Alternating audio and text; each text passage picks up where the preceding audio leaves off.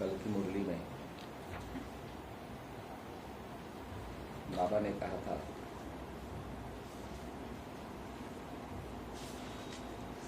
कि अभी ब्राह्मण आत्मा का प्रभाव निकलना चाहिए।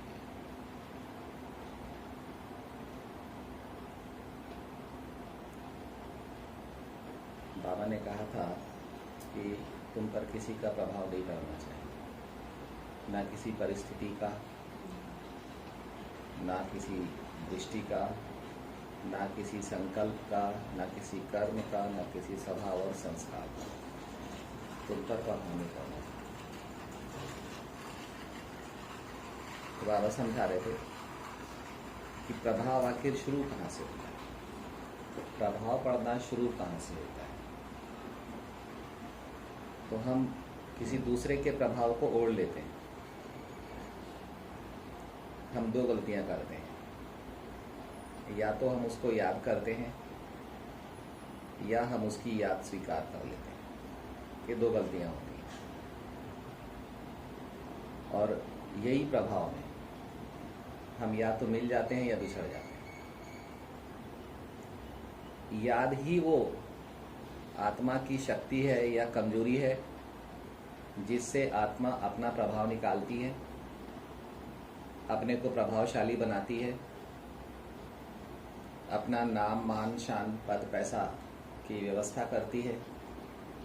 और याद ही वो कमजोरी है जिससे कि आत्मा अपना सब कुछ गंवा देती है, अपमानित करती है, अपने को कमजोर करती है, अपने को शक्तिहीन करती है, उलझती है, अटकती है, भटकती है।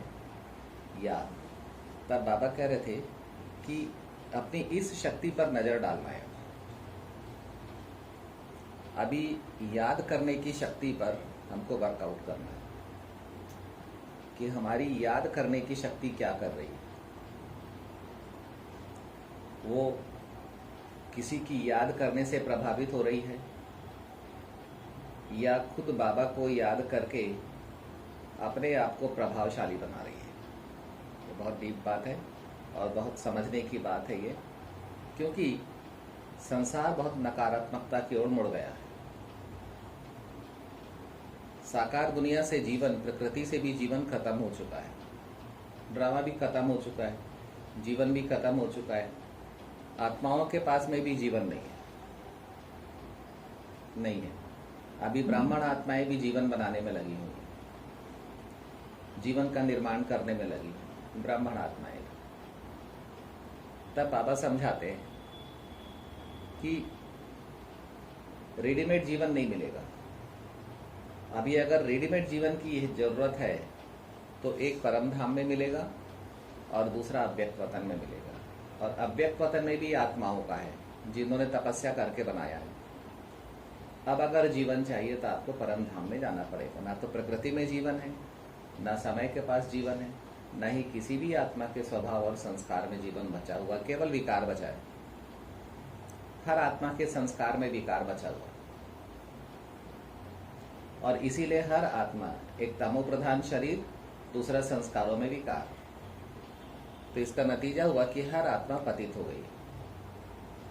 और ऐसी पतित आत्माओं, अच्छा जहां विकार है वहां पर सूक्ष्म देह नहीं है। देखो बाबा ने कितनी डीप बात बताई अंदर में कि जहां विकार है, जिस संस्कार में विकार है वहां पर सूक्ष्म देह नहीं। जिस संस्कार में विकार है उस संस्कार पर विश्वास नहीं किया जा सकता है, क्योंकि विकार एक ऐसी शक्ति है जो पास में आएगा और अपना सब कुछ लूट कर चला जाएगा। विकार एक शक्ति नहीं, ऐसी कमजोरी है, ऐसी आसुरी बल बोलेंगे उसको। और आज की तारीख पे चाहे बच्चे हो चाहे बड़े हो, सबके संस्कारों में विकार है। कम ज्यादा बात अलग होती है। सबसे अच्छी आत्माएं ब्राह्मण आत्माओं में मिलेंगी जिन्होंने बिना जरूरत के भगवान को पहचाना है, यानी जिन्होंने अपने भक्ति की ताकत से भगवान को पाया है। ये प्राचीन आत्माएं हैं और कई आत्माएं हैं जो मान सम्मान के लिए, धन माल के लिए, जरूरतों के लिए भगवान को खोजती आई कि भगवान ये कर दो, भगवान वो कर दो, भगवान वो कर दो। लेकिन कई आत्माएं ऐसी हैं जिन्होंने अपनी भक्ति की शक्ति से ऐसी भक्ति की है जो उनकी भक्ति के कारण भगवान को साकार दुनिया में आना पड़ा है। ऐसी भक्ति की है उन्होंने। तब बाबा समझाते हैं कि अभी धरती पर भगवान आया हुआ है और अपने को 84 जन्मों के लिए प्रभावशाली बनाने का मौका है। अगर नहीं अपने को प्रभावशाली बनाया तो दूसरे के प्रभाव में आकर मरेंगे।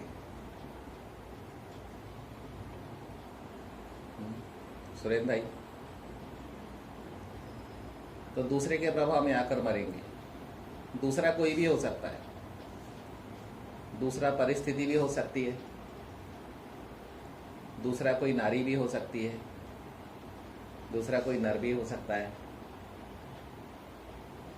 दूसरा कोई भी दूसरी देहधारी आत्मा हो सकती है ना, कोई विषय हो सकता है दूसरा, है ना, कोई संस्कार दूसरा हो सकता है, कोई संकल्प दूसरा हो सकता है, क्योंकि इस समय दूसरा ही विषय सागर है और दूसरा ही संकल्पों का सागर है और दूसरा ही सबके जीवन में व्याप्त है।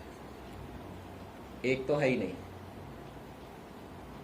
और उसके लिए तो हम ही लोग अभी सीख रहे हैं, पढ़ रहे हैं। जो संसार में पहले पहले आए थे वो एक ही के लिए तो एक ही भाव को तो सीख रहे हैं, और वो भी अभी समझ में आया। जब इतना बीत गया तब समझ में आया एक भाव और दो भाव क्या होता है। हाँ, तो बहुत पहले गया था लेकिन समझ में अभी आया। ज्ञान में तो पहले आ गया था लेकिन समझ में अभी आया, और उसका प्रभाव भी अब फील हो रहा है। नेचुरली जब एक भाव आएगा तो दो भाव वाली आत्माएं जीवन से हटेंगी, फिर अपनी भक्ति की शक्ति काम करेगी, अपनी सत्यता की शक्ति काम करेगी, अपना परमात्मा बल काम करेगा, अपना परमात्मा पर भरोसा काम करेगा, और बाकी जीवन से बहुत सारी व्यर्थ दूसरे जो है वो हट जाएंगे। बहुत सारी परिस्थिति हट चुकी हैं, उन परिस्थितियों के साथ बहुत सारी आत्माएं भी हट गई। बहुत सारे तनाव हट चुके हैं, उन तनाव के साथ बहुत सारी आत्माएं भी हट गई।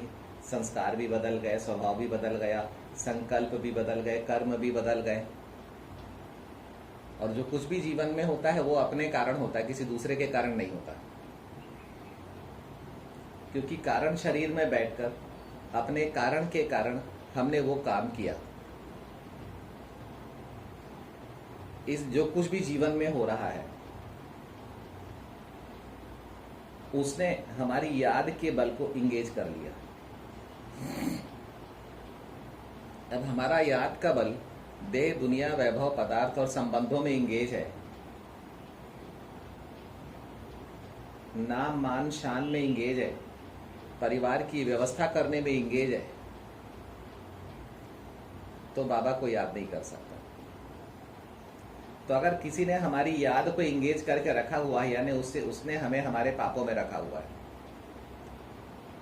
या अगर इसको हम दूसरे शब्दों में बोलते हैं, क्योंकि गलती अपनी दूसरे की नहीं है, अगर हमने अपने आप को किसी की याद के प्रभाव में रखा हुआ है या हमने किसी को अपनी याद के प्रभाव में रखा हुआ है, इसका मतलब है कि हमने उसको उसके पापों में रखा हुआ है, हम उसको मुक्त नहीं कर रहे।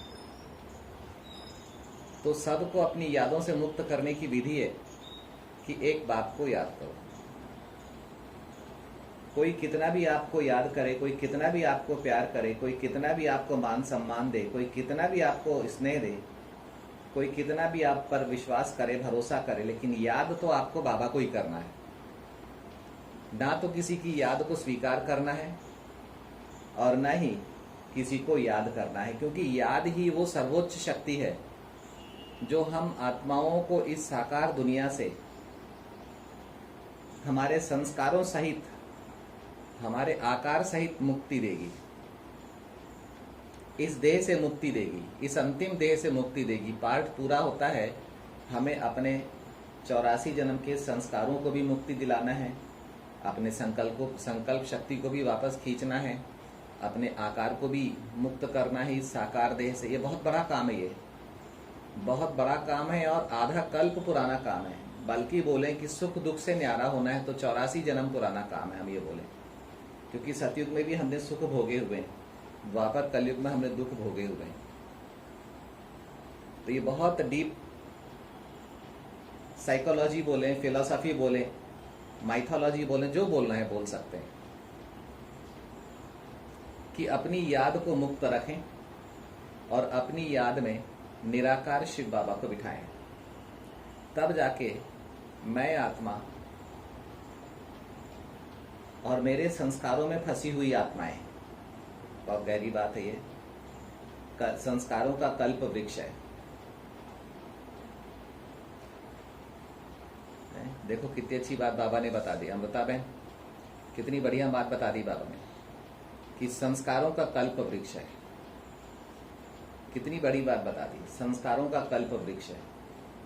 तो संस्कारों में फंसे हुए कल्प वृक्ष के पत्ते जो होने चाहिए वृक्ष में और हैं मेरे संस्कारों में, कर्म के बंधन में, तो अब सबको अपनी याद में बाबा को बिठाकर मुक्ति देनी है। किसी को भी अपने साथ देना है, सहारा देना है, मदद करना है, सेवा करनी है, वो अलग बात है, लेकिन बंधन, याद के बंधन से मुक्त करना है। ना याद करना है और ना किसी की यादों में आना है। सबकी याद में बाबा आए, इतना निरहंकारी निष्काम बनना है। बाबा क्यों नहीं हम लोग की याद में आता? हम चाहते हैं तो भी बाबा हमारी याद में नहीं आ पाता। कितना कोशिश करते हैं कि बाबा को याद करें, बाबा को याद करें, बाबा क्यों नहीं याद में आ पाता हमारे? उसके दो कारण, एक हमारी यादें देहधारियों में फंसी हुई है, अपने संस्कारों स्वभाव में फंसी हुई है। दूसरा कि बाबा निष्काम और निरहंकारी है। ऐसी पर्सनालिटी सतयुग से लेकर कलयुग तक कभी देखी नहीं हमने। ऐसा व्यक्तित्व कभी देखा ही नहीं हमने, सतयुग से लेकर कलयुग तक कभी नहीं देखा। उनको पहचान पाना ही बड़ा कठिन है। निरहंकारी है और हम अहंकार को पहचानते हैं, हम अभिमान को पहचानते हैं, हम निरहंकारी भाव को पहचानते ही नहीं है कि निरहंकारी। आज हम भी बोलते हैं इस बात को कि निरहंकारी भाव होता कैसा मालूम नहीं है। किसी निरहंकारी को देखा ही नहीं है आज तक। जो मिला कोई ना कोई अहंकार लेकर ही मिला है। चाहे बड़े पूर्वज हो, अपने दादाजी को भी देखा, अपने नाना जी को नहीं देखा, नानी माँ को देखा, अपने चाचा जी, सारे रिश्ते नातों को देखा, साधु सन्यासियों को देखा, वैज्ञानिकों को देखा, लेकिन निरहंकारी कोई मिले ही नहीं। तो बाबा याद में टिकने का ना कारण कि बाबा एकदम निष्काम है और निरहंकारी है। जो कामनाएं लेकर हमारे पास में आते हैं, जो अपनी कमियां कमजोरियां लेकर हमारे पास में आते हैं, तो हमारे अंदर में एक रहम भाव जागता है और फिर हम अपनी याद में उनको बिठाते हैं और उनकी याद में खुद बैठ जाते हैं। और यहीं से हमारे जीवन में डिस्टरबेंस होना चालू होता है, चाहे वो अपने लौकिक बच्चे हों, चाहे वो कोई दूसरी आत्माएं हों। और यहीं से हमारे जीवन में हमारे लौकिक बच्चे भी, हमारे लौकिक रिश्ते नाते भी याद के माध्यम से ही हमें डिस्टर्ब करते हैं। तब बाबा समझाते हैं ना डिस्टर्ब होना है, ना डिस्टर्ब करना है। हमें ना तो किसी के संकल्पों में बैठना है, हमें ना तो किसी की यादों में बैठना है।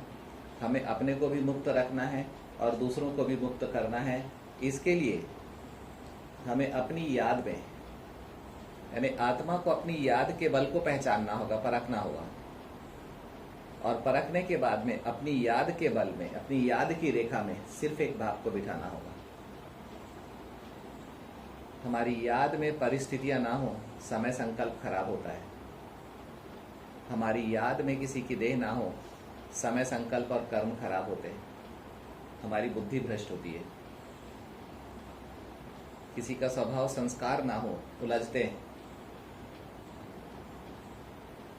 ठीक है। ओम शांति।